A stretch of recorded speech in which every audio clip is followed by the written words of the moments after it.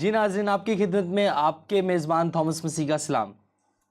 Programme سوال آپ کا میں ایک بار پھر سے آپ کو خوش آمدید کہتے ہیں۔ اس سروے میں جسے ہم اپولوجیٹکلی متی کی انجیل کو ڈیل کر رہے ہیں، اور آپ کے جو دیے گئے سوالات ہیں ان کے جوابات پادری جول مسیح صاحب سے لے رہے ہیں۔ آپ کرسچن اپولوجسٹ ہیں اور ڈیبیٹر ہیں اور بائبل ٹیچر ہیں۔ بس اب آج پھر سے ہم آپ کے ساتھ سوالات کریں گے۔ یہاں ایک نئے سوال کے ساتھ آپ کے پاس آئے ہیں۔ جی Thomas, thank you very much. آپ نے پھر سے ہمیں موقع دیا کہ اس موضوع پر بات کی جائے، تو آپ اپنے سوال پیش کریں، ہم ضرور اس کو رسپانس کریں گے۔ اور ناظرین شکر گزار ہیں آپ کے بھی کہ آپ ہمیں مسلسل اس سلسلے میں اپنی فیڈ بیک اور سوالات بھیج رہے ہیں، اور ہم آپ کو زیادہ اس بات کو اب پر واضح کرنے کی پوزیشن میں ہاں جی پاس صاحب، ہم اس جو ایپیسوڈ ہے اس میں ہم چاہتے ہیں کہ آپ اسے کنکلوڈ کریں سب چیزوں کو، ٹھیک ہے؟ آپ نے اس شریعت کے متعلق طویل بحث کی ہے، اور اب چاہ رہے ہیں اب آپ کے اسے کنکلوڈ کریں، اس کا خلاصہ پیش کریں، اور چند سوالات کے ساتھ اس کا خلاصہ پیش کریں۔ پہلا سوال ہے، آج شریعت، موسوی شریعت مسیحیوں کے لیے کیا درجہ رکھتی ہے؟ پہلا۔ دوسرا، اگر اس کی ضرورت نہیں تو ہماری بائبل میں کیا کر رہی ہے؟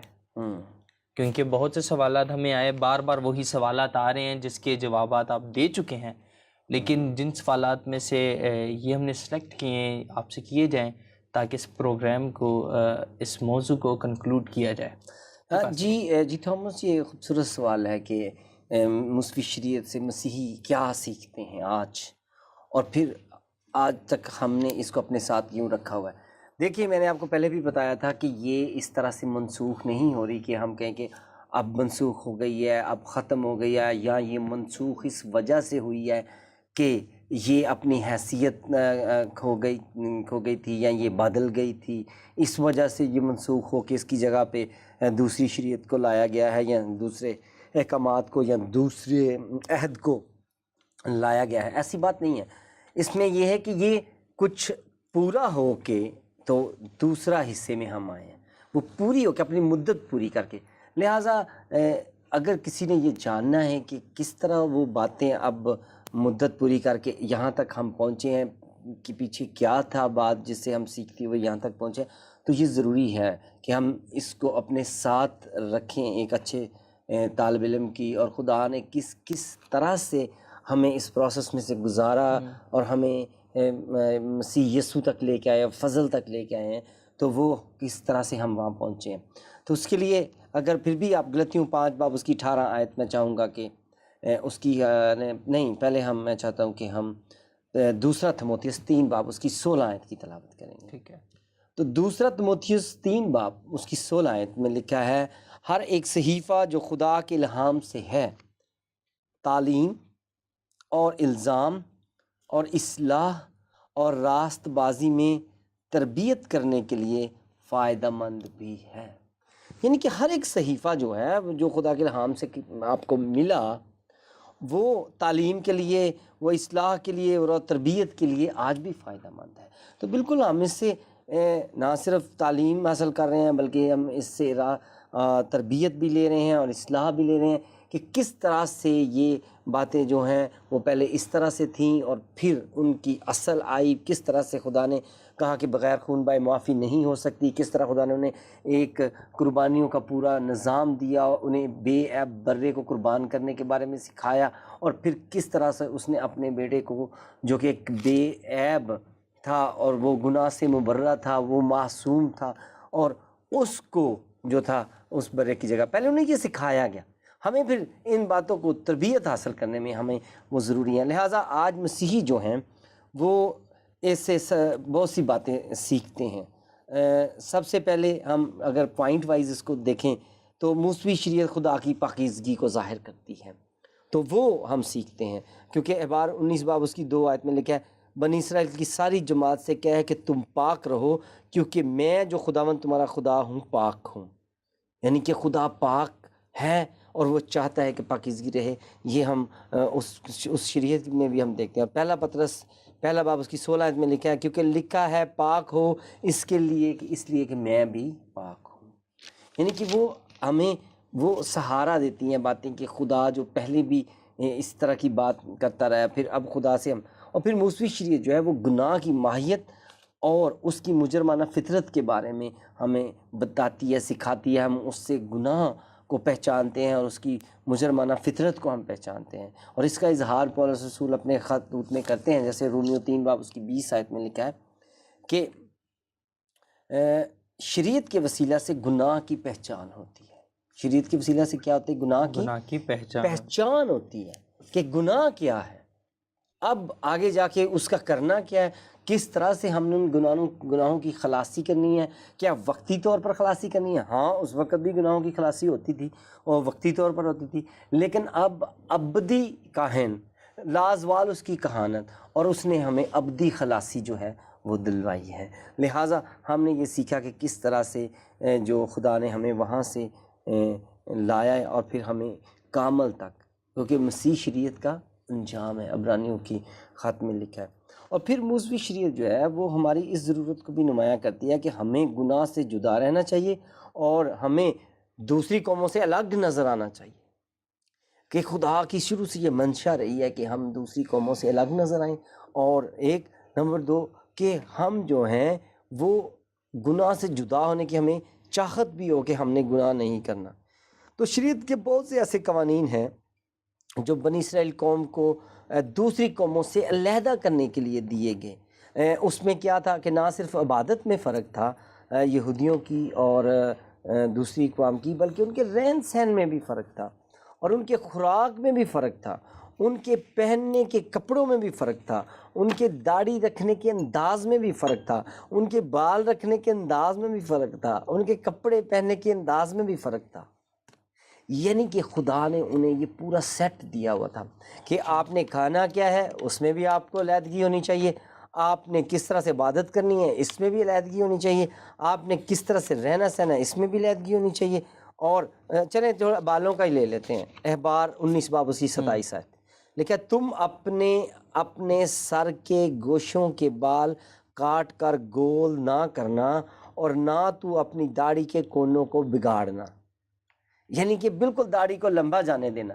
یہ اس وقت قوم بنی اسرائیل کو ظاہری جو ان کی بناوٹ تھی یا ان کے بال رکھنے کی جو سٹائل تھا اس کے بارے میں خدا بتا رہا تھا اور چاہ رہا تھا کہ یہ دوسری قوموں سے علیحدہ نظر آئیں. اب اس کا یہ مطلب نہیں ہے کہ یہ ہمیشہ رہنے والا تھا. آپ دیکھ لیں آج جو لوگ اپنے آپ کو مسینک جیوز یا اس طرح سے کہہ رہے ہیں، ان کے بھی آپ نے نہیں دیکھا ہوگا کہ انہوں نے اپنے سر کے گوشوں کے بال نہ کاٹے ہوں، بلکہ انہوں نے بھی کاٹے ہوئے ہیں. تو پھر اس بات کو تو وہ بھی نہیں مان رہے. تو یعنی کہ کچھ باتیں ایسی تھیں جو اس وقت کے ساتھ تھیں اور وہ ظاہری جو علیحدگی کرنے کے لیے ضروری تھی. تو شریعت نے ہمیں یہ بھی سکھایا کہ خدا چاہتا ہے کہ تم علیحدہ نظر آؤ، لیکن اب جب ہم یسوع مسیح میں آئے ہیں تو اب ہم نے باطنی امتیازی حیثیت پر توجہ دی گئی ہے. تو باطنی امتیازی حیثیت پر خدا کی توجہ جو آئی ہے، تو آگے ہم دیکھتے ہیں کہ کیا لکھا ہے. یوحنا 15 باب اس کی 19 آیت میں لکھا ہے چونکہ تم دنیا کے نہیں بلکہ میں نے تم کو دنیا میں سے چن لیا، اس واسطے دنیا تم سے عداوت رکھتی ہے. یعنی کہ اب یسوع مسیح بھی یہی کہہ رہے ہیں کہ تم دنیا کے نہیں ہو، تمہیں علیحدہ نظر آنا چاہیے. لیکن اب یہ نہیں ہے کہ بالوں کا سٹائل فرق کر کے علیحدہ نظر آنا چاہیے یا آپ کو داڑھی کے کونے نہ کاٹ کے علیحدہ نظر آنا چاہیے، بلکہ اب آپ کو کس حقیقی معنوں میں آپ کو دوسروں سے علیحدہ نظر آنا ہے. آپ کی اخلاقی روحانی اور جو طبیعت ہے اس کے طور پر آپ کو جو ہے دوسروں سے علیحدہ نظر آنا ہے. تو لہٰذا اب آپ نے کس طرح سے علیحدگی، تو یہ بات پہلے ہم نے شریعت سے سیکھی کہ خدا چاہتا ہے کہ ہم دوسروں سے علیحدہ نظر. آج مسیحی اس سے یہ سیکھتے ہیں. پھر یوحنا 17 باب اس کی 14 آیت میں لکھا ہے میں نے تیرا کلام انہیں پہنچا دیا اور دنیا نے ان سے عداوت رکھی، اس لیے کہ جس طرح میں دنیا کا نہیں وہ بھی دنیا کے نہیں ہیں. اور آگے متی 5 باب اس کی 13 آیت میں لکھا ہے مسیح نے کہا تم دنیا کے نور ہو. اور پھر متی 5 باب اس کی 15 آیت میں تم دنیا کے نمک ہو.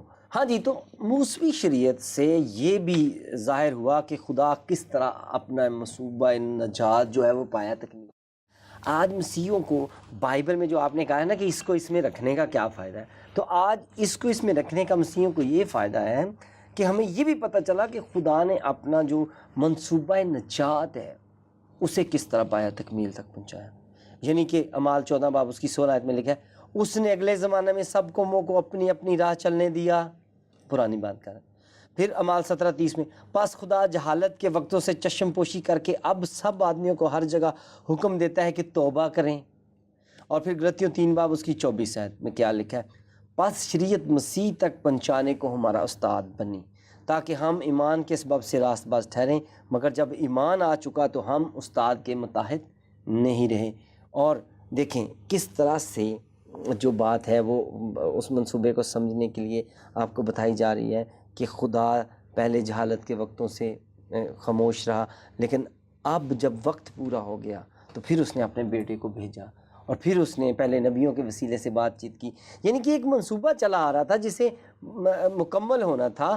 اسی لیے عبرانیوں کی خط میں لکھا ہے کہ مسیح شریعت کا انجام ہے. مسیح شریعت اس پر شریعت جو ہے اس کا انجام ہوتا ہے اور اس کا اختتام ہوتا ہے اور اس کے بعد نیا عہد جو ہے شروع ہوتا ہے.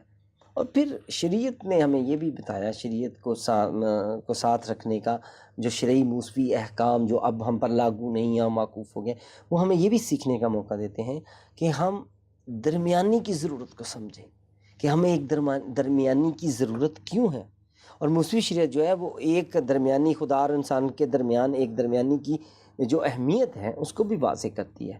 اب لاوی کہانت کا سارا نظام جو اس بات کی طرف رہنمائی کرتا ہوا ہمیں نظر آتا ہے کہ ہمیں ایک درمیانی کی ضرورت ہے جو خدا اور انسان کے بیچ میں ہو. اب دیکھیں خون کی قربانی کے ساتھ وہ سال میں صرف ایک ہی دفعہ سردار کاہن جو ہے وہ پاک ترین مقام میں جاتا تھا اور وہ درمیانی بن کے جاتا تھا. اور ساری قوم بنی اسرائیل کو اجازت نہیں تھی کہ وہ جائیں، بلکہ ایک بندے کو مخصوص کیا جاتا تھا اور پھر اس کی جسمانی حالت پہ غور کیا جاتا تھا. اس کو خاص کپڑے پہننے پڑتے تھے اور جب وہ پورا وہ اپنا سارا بتایا گیا جو گیٹ اپ تھا جو وہ کرتا تھا اور وہ ساری رسوماتی پاکیزگی کو پھر جا کے وہ پاک ترین مقام میں. اس کا مطلب تھا کہ آئیں انسانوں، تمہیں خدا اور تمہارے درمیان ایک درمیانی کی بھی ضرورت ہے. آج مسیح اس بات کو پڑھ کر سیکھتے ہیں کہ ہمیں ایک درمیانی کی ضرورت ہے. اور پہلے یہ کام جو تھا وہ ہارون کی نسل کے جو وہ تھے اپنا کاہن تھے جو بعد میں سردار کاہن ان میں سے جو کو بندہ تھا تو وہ یہ کام کرتے تھے. لیکن بعد میں یہ مسیح یسوع خود بطور سردار کاہن جب انہوں نے اپنی جان دی، اپنی جان کا نذرانہ دیا اور انہوں نے فدیے کی قربانی اپنی جان فدیے پر گزرانی، آپ کو پتہ ہے ہیکل کا پردہ بھی پھٹ گیا کہ وہ جو پاک ترین مقام ہے اب اس کی ضرورت نہیں رہی. تو ہم نے سیکھی یہ بات کہاں سے؟ وہاں سے. اسی لیے پہلا تیموتھیوس 2 باب اس کی 5 آیت میں لکھا ہے کیونکہ خدا ایک ہے اور خدا اور انسان کے بیچ میں درمیانی بھی ایک، یعنی مسیح یسوع جو انسان ہے. اور اب دیکھیں آپ نے اسی سبب سے عبرانیوں 9 باب اس کی 15 آیت میں لکھا ہے اسی سبب سے وہ نئے عہد کا درمیانی ہے، کہ اسی سبب سے وہ درمیانی ہے. اور پھر آپ یہ بھی دیکھ سکتے ہیں کہ موسوی شریعت جو ہے وہ ایک عوضی قربانی کی اہمیت کو بھی اجاگر کرتی ہے. جب ہم اسے پڑھتے ہیں، جب ہم ان ساری رسومات کو دیکھتے ہیں تو یہ بھی ہمیں پتہ چلتا ہے کہ موسوی شریعت گناہ کے کفارہ کے لیے ایک بے عیب برے کی قربانی کی ضرورت کو بتاتی ہے کہ اگر آپ نے گناہ کے کفارہ کی قربانی دینی ہے تو آپ کو ایک بے عیب برے کی ضرورت ہوتی تھی. آپ کو سکھایا گیا کہ بے عیب برے کی ضرورت ہوتی ہے. اور اب وہ برا کون ہے؟ عبرانی 9 باب اس کی 22 آیت میں لکھا ہے اور تقریباً سب چیزیں شریعت کے مطابق خون سے پاک کی جاتی ہیں. اور تقریباً سب چیزیں شریعت کے مطابق خون سے پاک کی جاتی ہیں اور بغیر خون بائے معافی نہیں ہے. اور عبرانیوں 9 باب اس کی 11 سے 12 آیت آگے جو اس میں لکھا ہے لیکن جب مسیح آئندہ کی اچھی چیزوں کا سردار کاہن ہو کر آیا، آئندہ کی اچھی چیزوں کا، اس کا مطلب ہے پچھلی چیزیں عکس تھیں، پچھلی چیزیں سایہ تھیں، وہ مسیح کے آنے تک قائم رہیں، وہ اصلاح کے وقت تک قائم رہیں، وہ ایمان کے وقت تک قائم رہیں. اور پھر آگے لکھا ہے کہ وہ جب مسیح آئندہ کی اچھی چیزوں کا سردار کاہن ہو کر آیا تو اس بزرگ تر اور کامل تر خیمہ کی راہ سے جو ہاتھ سے بنا ہوا یعنی اس دنیا کا نہیں، اور وہ اپنا بکروں اور بچڑوں کا خون لے کر نہیں بلکہ اپنا ہی خون لے کر پاک مکان میں داخل ہوا اور ابدی خلاصی کروائی۔ تو مسیح یسوع سردار کاہن کے طور پر اپنا ہی خون لے کر ابدی خلاصی انہوں نے کروائی۔ لہٰذا ہمیں پتہ چلا کہ ایک بھرنے کی بھی ضرورت ہے۔ یہ بات بھی ہمیں آج مسیحی طالب علموں کو، آج مسیحیوں کو جو بائبل کے اسٹوڈنٹ ہیں، وہ موسوی شریعت کی رسومات کو پڑھ کر ہی پتہ چلتی ہے۔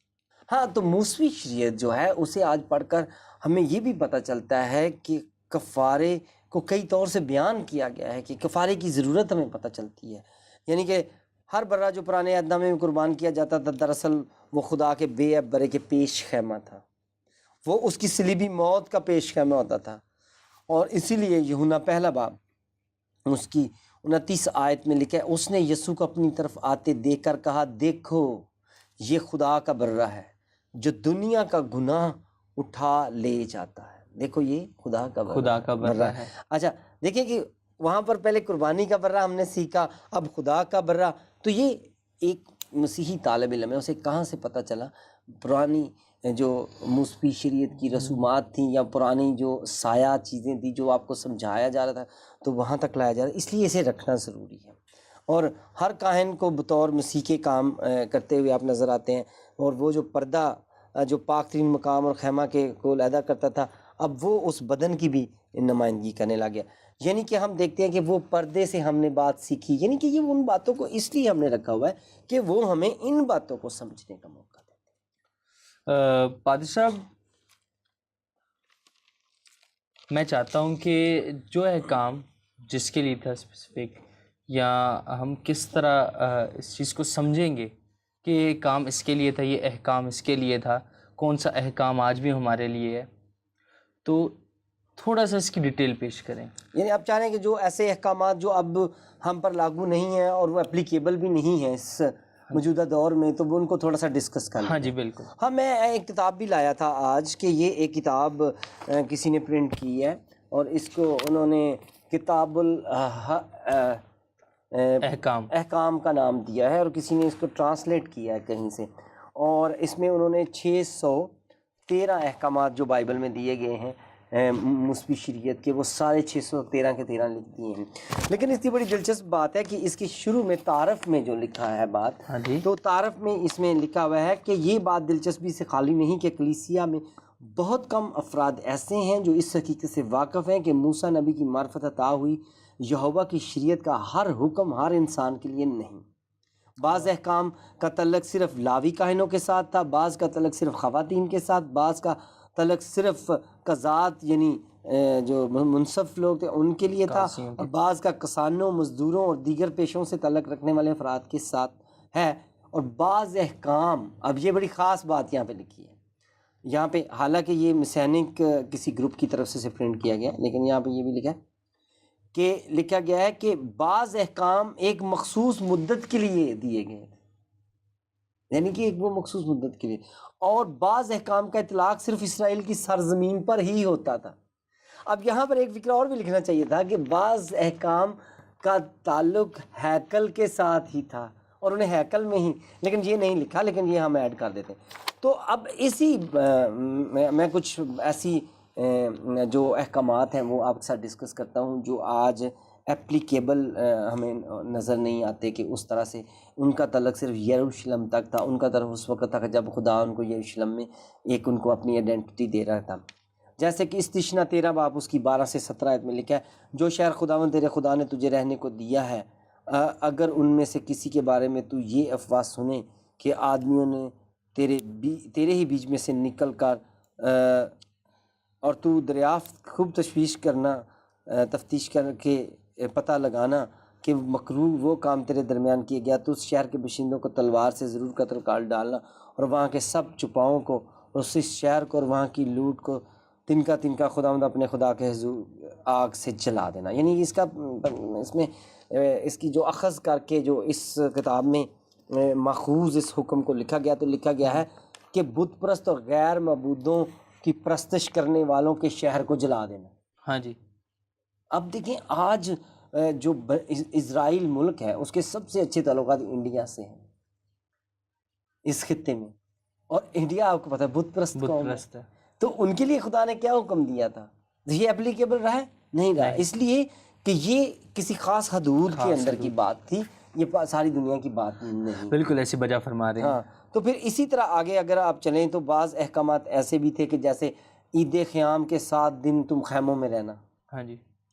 اور یہ اخبار میں لکھا تھا کہ تمہاری نسل در نسل سدا یہی آئین رہے. اب آپ نے کبھی دیکھا ہے کہ کسی یہودیوں کو کہ وہ خیمے لگا کے بیٹھے ہوں اور لوگ انہیں پوچھتے ہوں گزرتے ہوئے کہ جی کیوں خیمے لگا کے بیٹھے ہوئے ہیں، اور وہ کہتے ہوں ہماری عید خیام ہے؟ یا آپ نے مسیحک جیوز میں سے کسی کو دیکھا ہو کہ انہوں نے خیمے لگائے ہوں 7 دن کے لیے؟ یعنی کہ وہ ایسا نہیں کر رہے، تو پھر وہ ایسا کر بھی نہیں رہے اور لکھا بھی تھا، تو اس کا مطلب ہے کہ اب یہ قانون جو ہے وہ اپلیکیبل نہیں ہے. یہ اس وقت اور اس پیریڈ، ٹائم آف پیریڈ کے لیے تھا، اور اب یہ اس طرح سے نہیں ہو رہا. اور پھر یہ بھی استثنا 16 باب اس کی 17 آیت سے ہم اخذ کرتے ہیں، وہاں لکھا ہے کہ دے یکی کی چیزیں صرف یروشلم کی حدود میں ہی کھانا. میں پڑھ کر سناتا ہوں آپ کو، استثنا 16 باب اس کی 17 آیت. اور تو اپنے پھاٹکوں کے اندر اپنے غلے اور مے اور تیل کی دے یکی اور گائے بیل اور بھیڑ اور بکریوں کے پلوٹے کی منت مانی ہوئی چیزیں کبھی نہ کھانا، اس جگہ کھانا جس جگہ کو خدا نے چنا ہے. یعنی کہ خاص مخصوص جگہ پر دے یکی کو وہ کھانا تھا. تو اب ہیکل ہی نہیں ہے، تو جو لوگ دوسرے ملکوں میں رہ رہے ہیں وہ کیا کریں گے؟ تو اب وہ اس طرح سے. اور پھر لکھا ہے سرزمین اسرائیل میں زمین کو بلا وجہ نہ بیچنا ہی نہ. احبار 25-23. اور زمین ہمیشہ کے لیے بیچی نہ جائے کیونکہ زمین میری ہے. اب اس کا مطلب یہ نہیں ہے کہ انہوں نے جہاں بھی زمین لی ہے اس کو بیچنا نہیں ہے، یہ اس کا تعلق بھی جو تھا وہ اسی کے ساتھ تھا، کہ یروشلم کی سرزمین کے ساتھ تھا. اور پھر آپ کو اگر آگے ہم چلتے ہیں تو تمام قربانیاں صرف ہیکل میں. استثنا 12 باب اس کی 11 آیت، احبار 17 باب اس کی 14 آیت. یعنی کہ یہاں پر ہمیں پتہ چلتا ہے کہ تمام قربانیاں اور تمام جو تھی وہ ہیکل میں کرنا ضروری تھا. بالکل. اور ان میں سے بیشتر عیدیں جو تھیں ان پر قربانیاں دینی تھی، اور وہ ہیکل کے ساتھ جڑی ہوئی تھی وہ باتیں، اور کچھ عیدیں ہیکل میں ہی جا کر منانی بہت ضروری تھیں. تو پھر کیسے آج آپ انہیں باہر ٹی وی پہ اور فیس بک پہ منا سکتے ہیں انگلینڈ میں بیٹھ کر، اور کبھی آپ پاکستان کے کسی حصے میں بیٹھ کر؟ سب سے حیران کن یہ ہے کہ جو فیس بک پہ منایا جاتا ہے. ہاں، فیس بک پہ بھی منایا جا رہا ہے. تو پھر دیکھیں وہاں پہ لکھا ہے 7ویں مہینے کی پہلی تاریخ کو نرسنگے پھونکے جائیں. 7ویں مہینے کی پہلی تاریخ کو نرسنگے پھونکنے کا دن ہے، اور یہ بھی خاص ہیکل میں ادا ہونے والی رسم تھی. اور آپ کو پتہ ہے آج کل لوگ فیس بک پر بیٹھ کر نرسنگے جو ہے نا وہ پھونک رہے ہیں. لیکن یہ صرف وہ باتوں کو انہوں نے سمجھا نہیں ہے، اور ان کو انہوں نے کرنا شروع کر دیا ہے، انڈرسٹینڈ نہیں کیا ہے، اور اس کو کرنا چاہتے ہیں. اور پھر لکھا ہے عید منانا ہیکل کے ساتھ جڑا، عید منانا جو تھا وہ ہیکل کے ساتھ جڑا ہوتا، اور ہر 7ویں سال عید خیام کے موقع پر تمام مرد، عورتیں، بچے، مسافر بنی اسرائیل ہیکل میں جمع ہوں. اور آپ کو پتہ ہے کہ عید خیام کو منانے کے لیے ہیکل میں جمع ہونا بہت ضروری تھا، لیکن آج کہاں یہ جمع ہو رہے ہیں.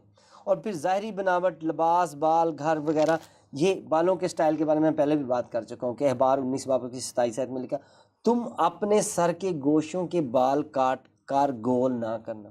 داڑھی کے بارے میں لکھا تھا نہ تو اپنی داڑھی کے کونوں کو بگاڑنا، احبار 19 باب. اور یعنی کہ داڑھی اگر آپ نے رکھی ہے تو اس میں اس طرح سے داڑھی نہ منوانا، یعنی یہ کہا جا رہا ہے اس کو کہ بالکل اسے آپ نے ٹچ بھی نہیں کرنا.